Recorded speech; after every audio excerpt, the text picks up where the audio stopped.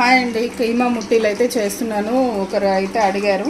దానికైతే ఒక 150 గ్రామ్స్కి ఎక్కువనే ఉంటుంది నాకు తెలిసి కీమా. కొంచెం శనగపప్పు అయితే నానబెట్టుకున్నాను కొంచెం చిన్న బౌల్లో. అండ్ ఒక స్పూన్ కారము, స్పూన్ మీద కొంచెం ఎక్కువ ఉప్పు, కొంచెం పసుపు, ఇది గరం మసాలా. ఫస్ట్ ఇది అయితే గ్రైండ్ చేసుకోవాలి. శనగపప్పు అయితే కొంచెం గ్రైండ్ చేసుకున్నాం కదా, తర్వాత ఈ మసాలాలన్నీ వేసుకోవాలి. తర్వాత కొద్దిగా కైమా వేసుకొని మిక్సీ పట్టుకోవాలి. కొంచెం ఆయిల్ కూడా యాడ్ చేసుకోవాలి.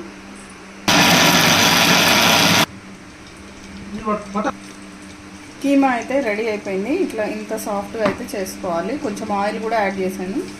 ఇవి చిన్న చిన్న ఉండలుగా చేసుకొని మనం అయితే ఫ్రై చేసుకోవాలి. ఎక్కువ రోజులు స్టోరేజ్ కావాలంటే శనగపప్పు అవాయిడ్ చేస్తే మంచిది. నేను కొంచెం టేస్ట్ కోసమని నానబెట్టిన శనగపప్పు అయితే మిక్సీ పెట్టాను.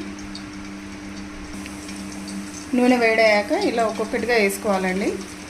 ఫస్ట్ అయితే చూద్దాం వేడైందో లేదో. కాలేదు, ఇంకొంచెం టైం పడుతుంది. ఆయిల్ అయితే వేడైంది, మీడియం హాట్లో ఉండాలి.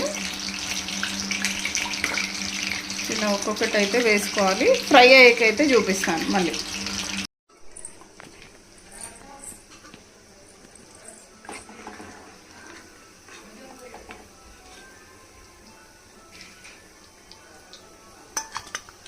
చూడండి అయితే బాగా వచ్చినాయో.